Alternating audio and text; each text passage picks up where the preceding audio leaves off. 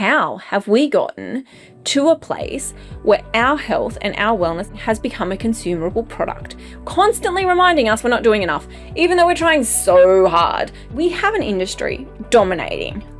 Yet, we also have statistics that show us people are unwell, mental health is rising, burnout is rising, we're feeling lonelier than ever before. How do these things coexist? Hello and welcome back. Get ready in this episode to totally blow up the wellness industry. Alright, not exactly, but we are going to really talk about the idea of wellness and what it means to be well in a world that's always asking more of us. Because gosh, it's exhausting. Now, I know what I'm saying. You know, as someone who's studied yoga and meditation and is a yoga teacher and has taught yoga before, as someone who has a daily meditation practice, who gets facials, who enjoys a matcha, who loves going to get a massage, I know what I'm saying here, okay? I'm aware of what's coming out of my mouth, but there is something that doesn't sit right with me.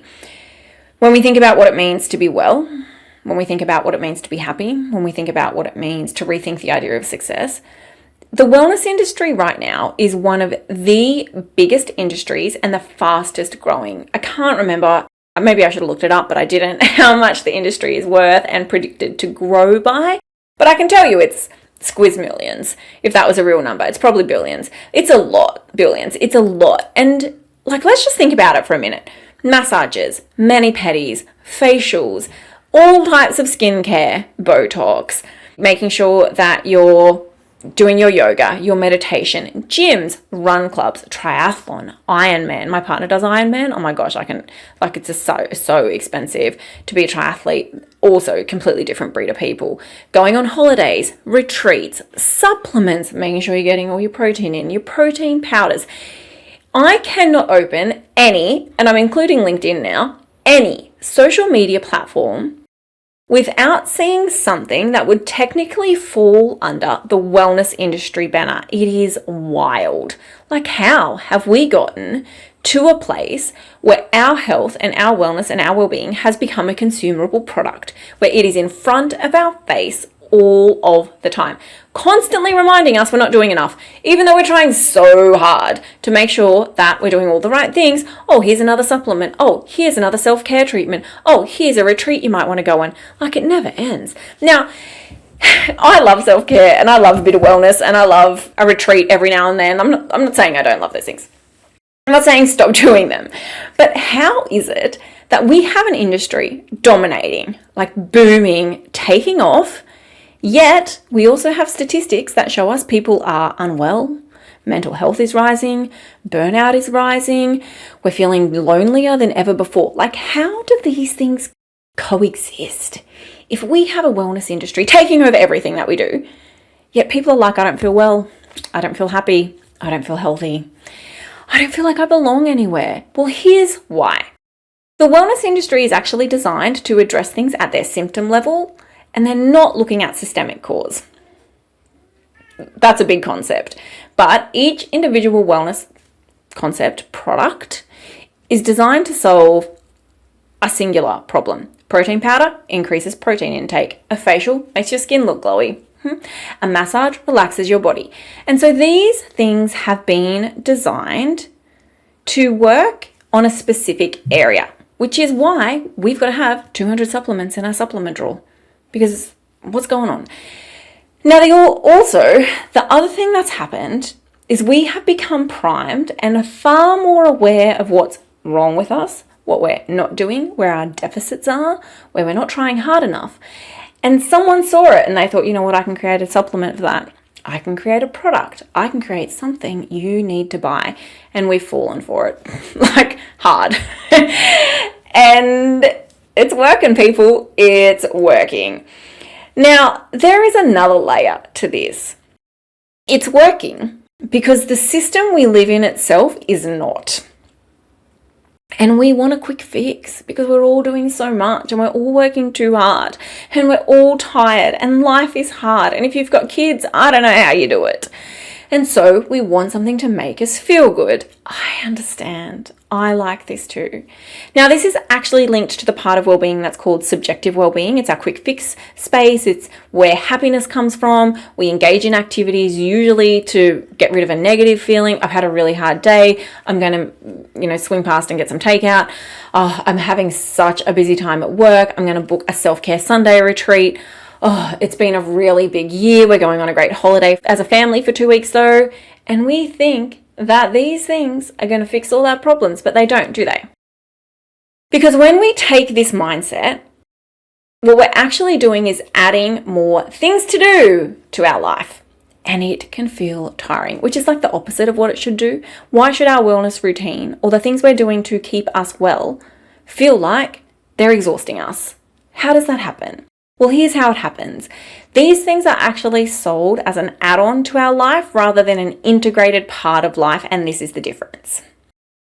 Anything we are doing to improve our health, well-being, or happiness should become an integrated part of who we are. It should align with the life we want to live.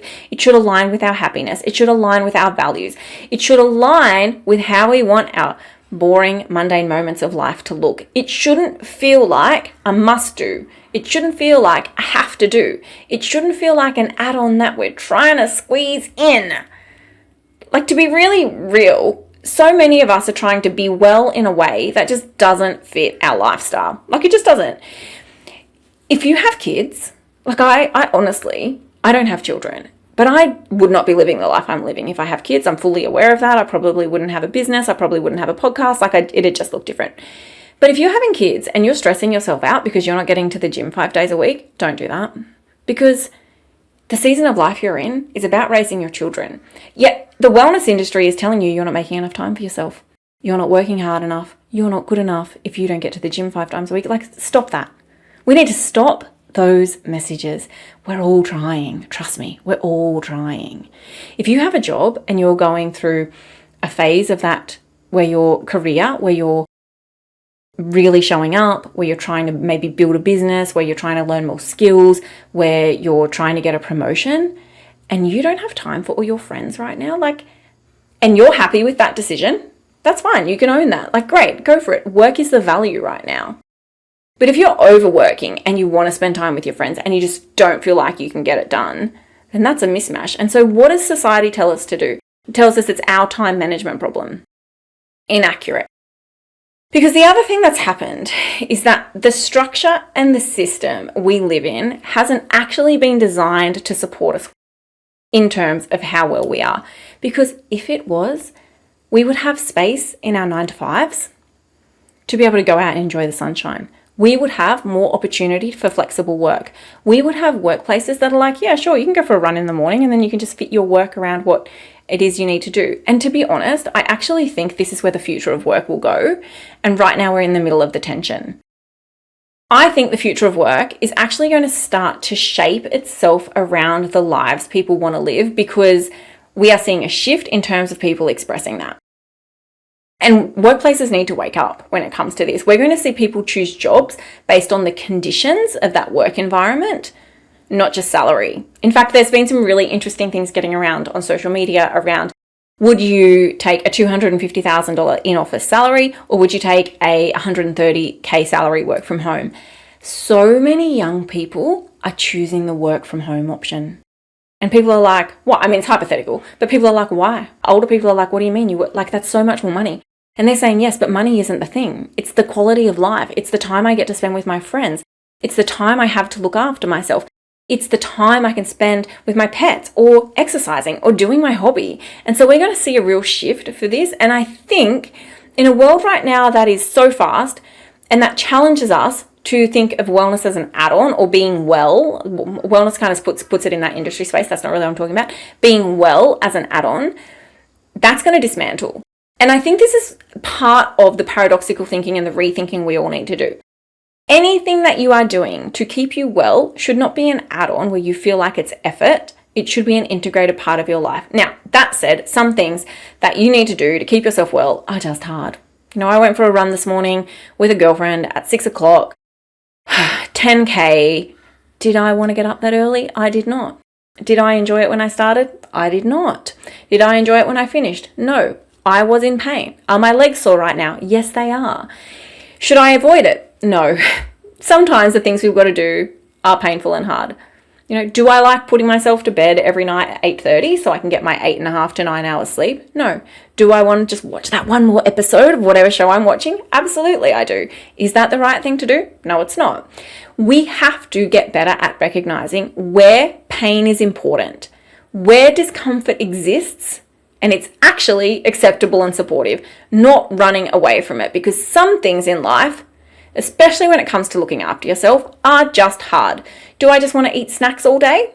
I do want to eat snacks all day. Do I? No. I prep my meals. I make sure I eat whole foods when I'm home. I usually get the healthy option, 85% of the time whenever I'm out somewhere. I'm really mindful of that. Do I just want to down a burger every other day and pizza on the off days? You bet I do.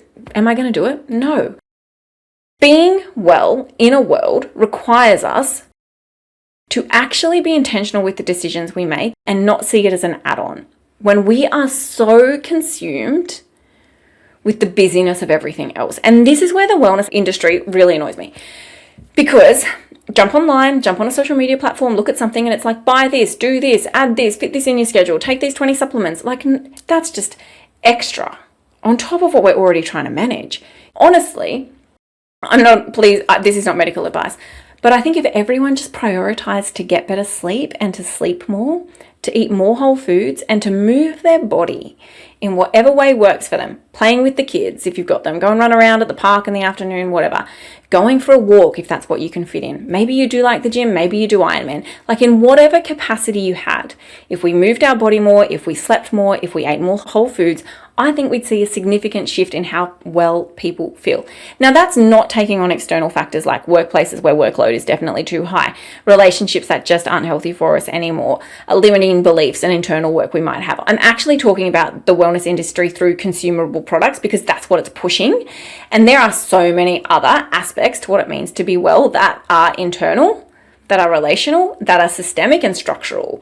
And unfortunately, we've been told it's just about what we do that falls under the self-care Sunday space. It's not. There are structural things that don't work for us. There are bigger things outside of our control. And so we have to, in a world that's like, give me more, give me more, give me more, come back to what we value, what matters, what we can fit in with the season of our life, and what we have capacity for. And when we know that, we can then build in things that are part of our daily life that work for us. It's not about adding more just because someone you follow on social media said to do it. So with that in mind, here's what I'd like you to do. What do you do for your own wellness to be well in a world that is just so busy? What I do each day is I make sure I move in some way. I don't always go for 5:36 a.m. runs. No. Because most days I prioritize my sleep and I don't go running until like 7. I go to the gym a couple of times a week, like 3 times is what I aim for. Is it the same day every day in a structured routine? It's not. Not anymore. It used to be when I thought I had to go 5 days a week in the mornings and 7 days in the afternoons. I did some wild stuff. It's now flexible in my routine and schedule. Do I try and still get out for at least 2 walks a day and get my 10,000 steps? I do. I just think that's good for me. I like to move. I like to be outdoors. Do I get my feet in the sand or the grass every day? I do. I think standing in nature is really important. Do I reduce my screen time? Absolutely. All my apps are on timers. I try not to look at my phone first thing in the morning or after 8 o'clock, like it goes black at 8 o'clock. Do I have to adult myself and like turn my TV off at 8:30 so I can go to bed? Yeah, I do. So there are things that I do, but they're interwoven into my day. They're not an add-on. I don't feel like, I have to get a massage and I have to get my nails done. The stress of choosing the color. A couple of years ago, I was just like, I'm going to stop doing that because simplicity, it's got to be simple. And if I am having to go to a nail salon and sit there for 2 hours and choose a color, I can do better things with my time than that. I heard something the other day on that, just side note, and someone was sharing this to a friend and their friend said, what do you mean you don't have to get your nails done? Like, I didn't even know that was an option. So I'm going to leave you with this one piece of final wisdom.